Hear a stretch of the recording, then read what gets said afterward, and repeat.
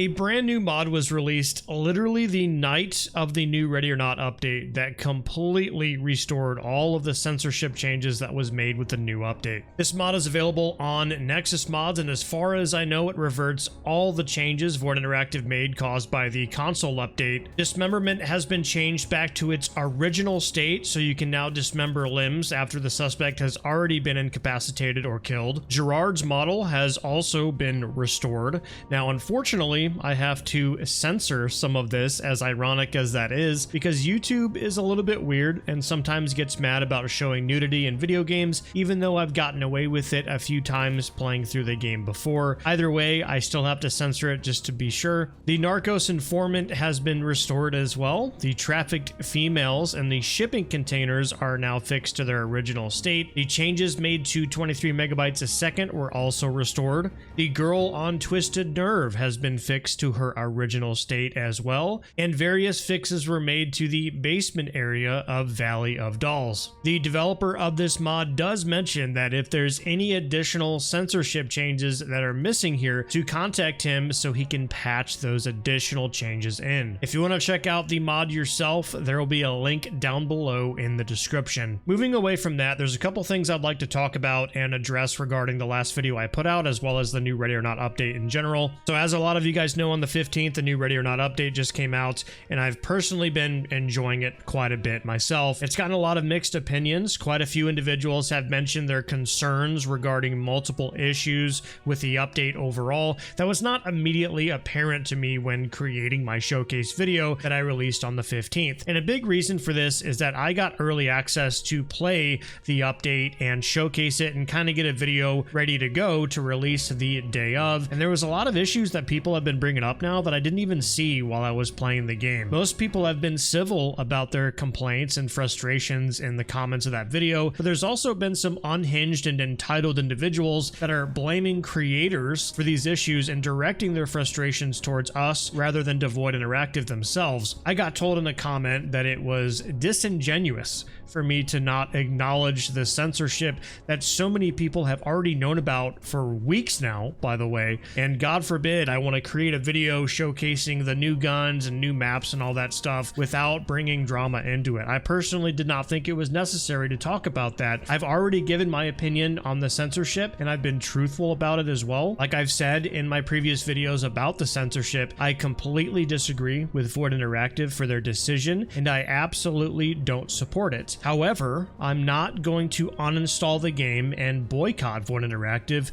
with this doom and gloom mentality. Absolutely not. If you're expecting that from me, then you do not have to watch my videos and support my channel. I'm not getting paid by Voidinteractive to talk about the game or avoid talking about the censorship. I'm not being sponsored or anything like that. It's just ridiculous. I just simply enjoy playing the game, and that's really all it is. I knew this game was going to be one of my favorite games before it even came out, and it's been my favorite game ever since it released in 2021. Now, sure, there's been things I dislike about it, and it's absolutely not a perfect game, but you cannot ask me to put down a game that I love merely because of censorship and some issues. Now, when it comes to a lot of these new issues, many people are reporting the AI bots being worse, downgraded graphics, bad animations, new visual and gameplay glitches, worse performance, and progression loss. Now, I know for a fact at least one of these, the progression loss, is unfortunately just a weird issue with the scores not showing up properly.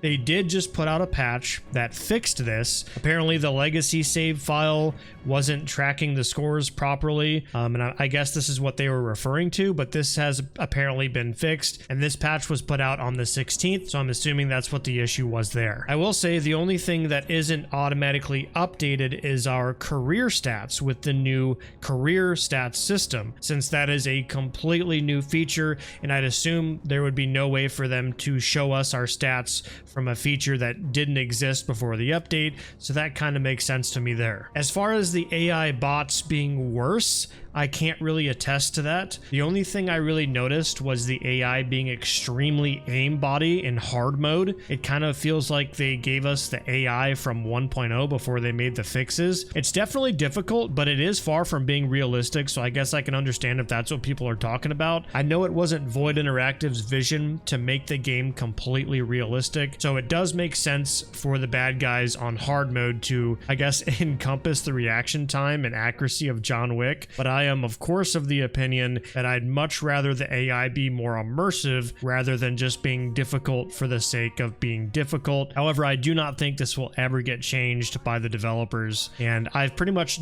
just depended on mods at this point for more immersive AI. Regarding the animation issues, there's only one animation that I can think of that they're referring to. They added a bunch of new arrest animations, and although they don't look amazing, there is one arrest animation in particular where you grab the suspect's head and like knee him in the back before restraining him. It's a little bit weird looking. I don't know why they decided to add this. I'm pretty sure they replaced the head slap animation with this one, and I just think it looks absolutely goofy, so I do agree with that. The other animation I think they may be referring to is like the new walking animations when you're wearing heavy armor. It does look a little bit wonky, but it's not anything super game breaking. It doesn't really bother me. As far as visual glitches or bugs or anything like that, I haven't really noticed anything too crazy. There is a bug on Lethal Obsession where their little hidey hole that they use to crawl in between to try to flank your team, they do get stuck in there. I've seen that a couple different times when playing the map. Other than that, I haven't really seen anything game breaking, so I'm not really sure what people are referring to as far as bugs. I know a lot of people are making comments about the civs not surrendering and being stuck in an animation, and I really hate to say this, but